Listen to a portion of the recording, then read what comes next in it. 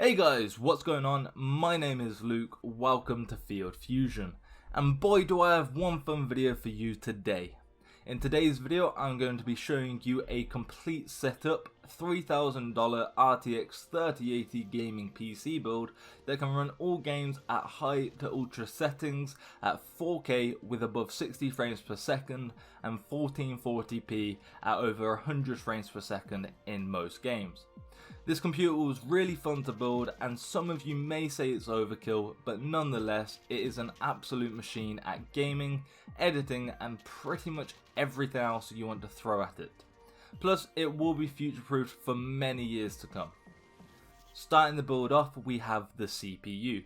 I've chosen the AMD Ryzen 9 3900X.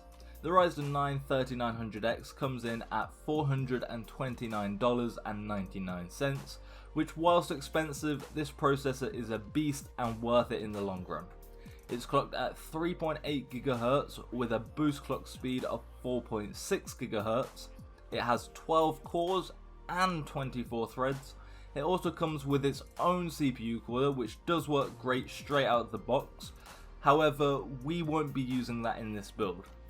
The Ryzen 9 3900X is an amazing CPU that can handle multiple processors at the same time, and it is overkill for just our gaming needs, but if you do like to edit videos or photographs or stuff along those lines as well as gaming, then this CPU can also do all of that as well.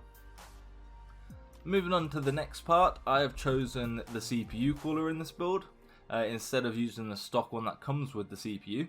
I've chosen the NZXT Kraken Z63 liquid cooler. It boasts a 140mm radiator and can run at near to silent even with the AMD Ryzen 9 3900X on full load. It is customizable using the CAMS software, as this cooler comes with a bright 2.36 inch LCD screen capable of displaying 24-bit color, which means you can display images on the CPU cooler to fully make your build your own.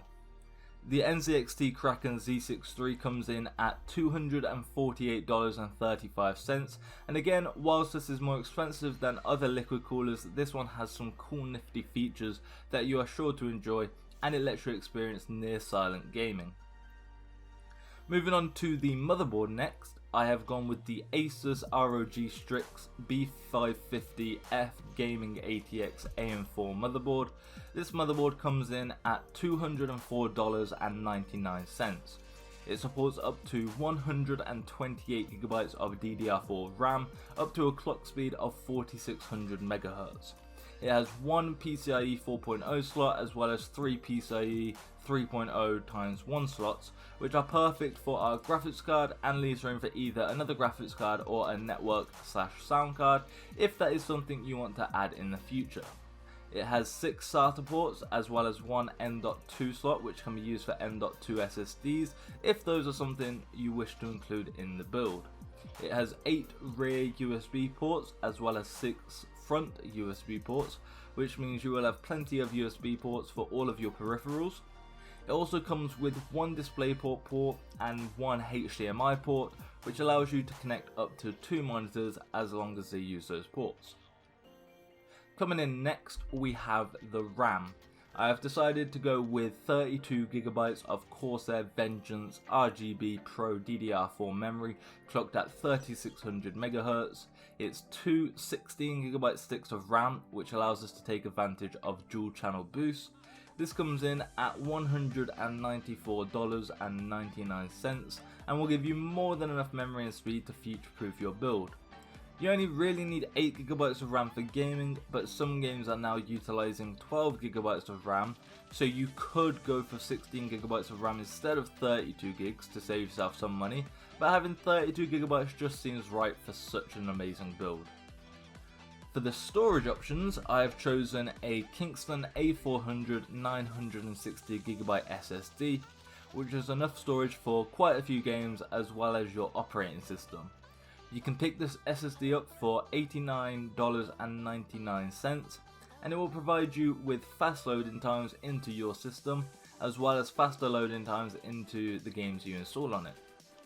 I've also chosen a 2TB Western Digital Caviar Black hard drive, which is just going to be used as additional storage for even more games, video files, photographs, and anything else you want to have on your computer.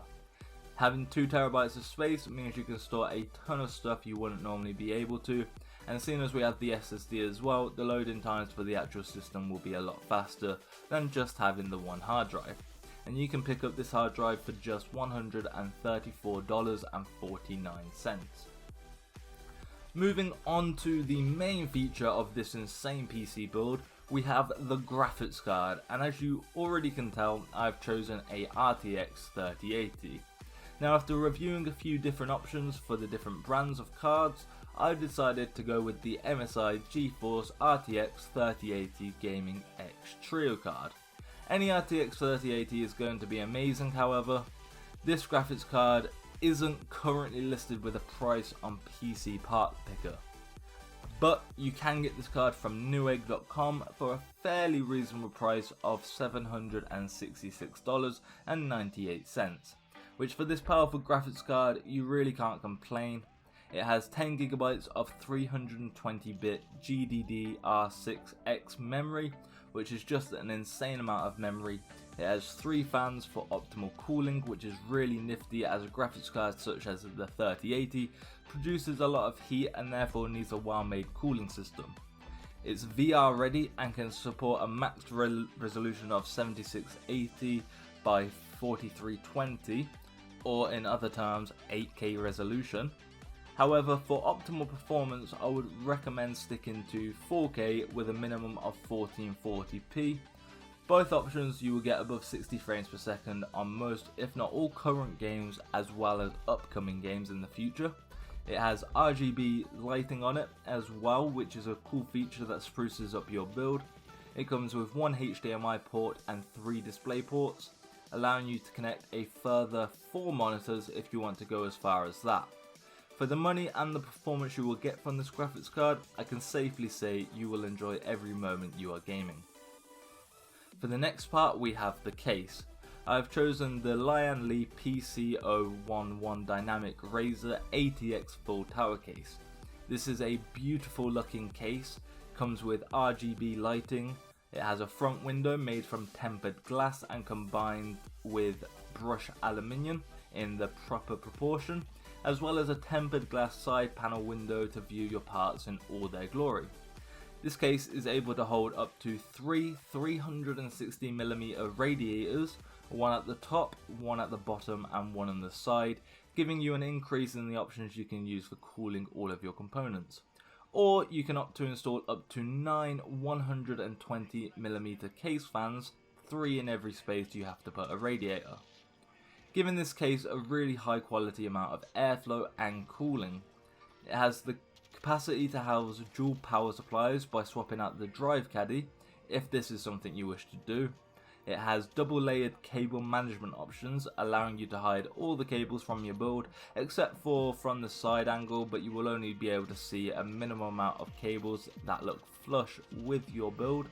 It can support up to 6 SSDs and 3 hard drives, making it a monster in terms of the amount of storage you can put in your computer.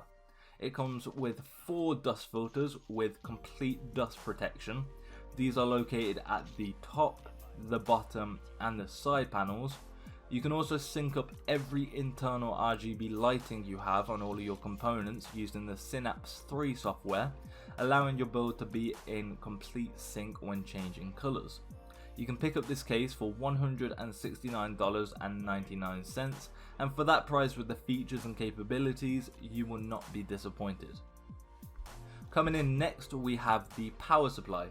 I have decided to go for the EVGA Supernova G1 Plus 1000 watt 80 plus gold certified fully modular ATX power supply. This power supply is more than able to power our build with room for upgrades later on, and being 80 plus gold certified means it is one of the most efficient power supplies you can get.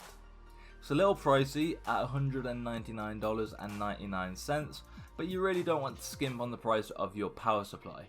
So we've made sure we have got one from a reputable company with great output and features such as fully modular, which means you will only use the connectors you need and won't have any spare cables left over to add to cable management.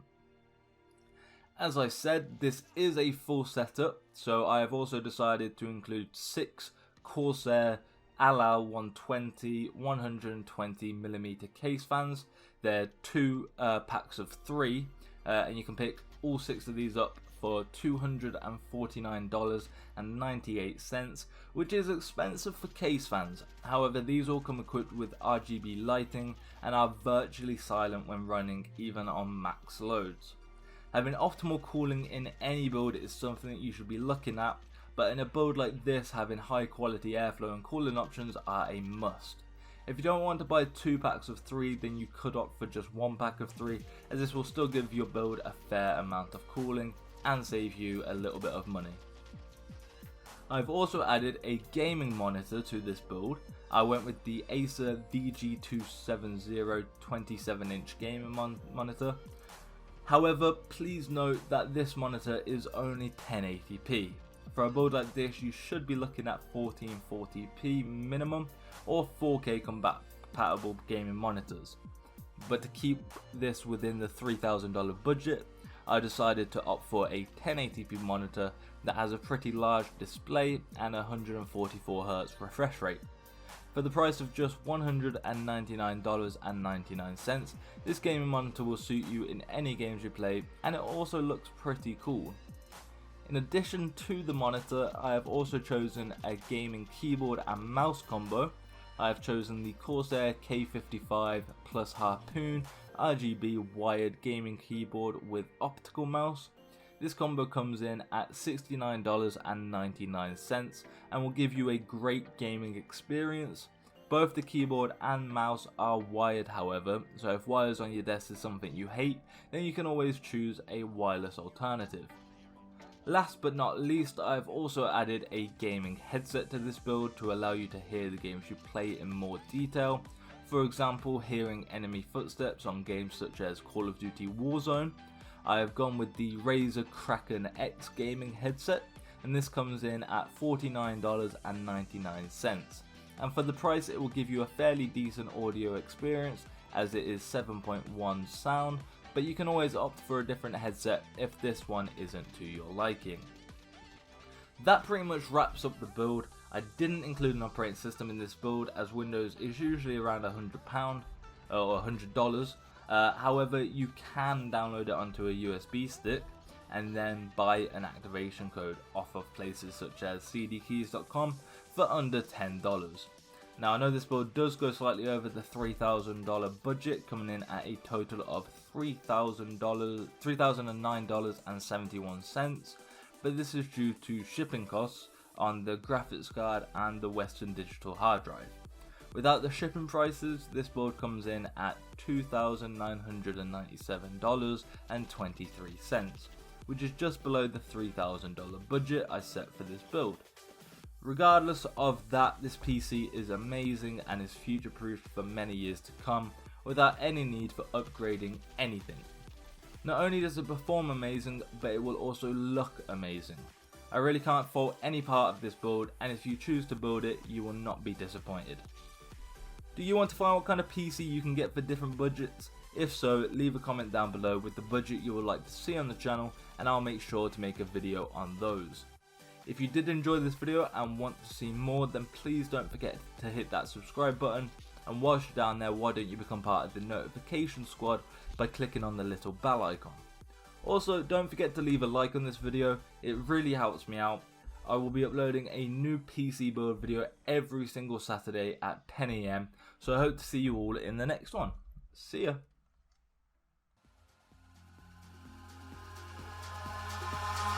Eyes in the sky, gazing far into the night. I raise my hand to the fire, but it's no use, 'cause you can't stop it from shining through.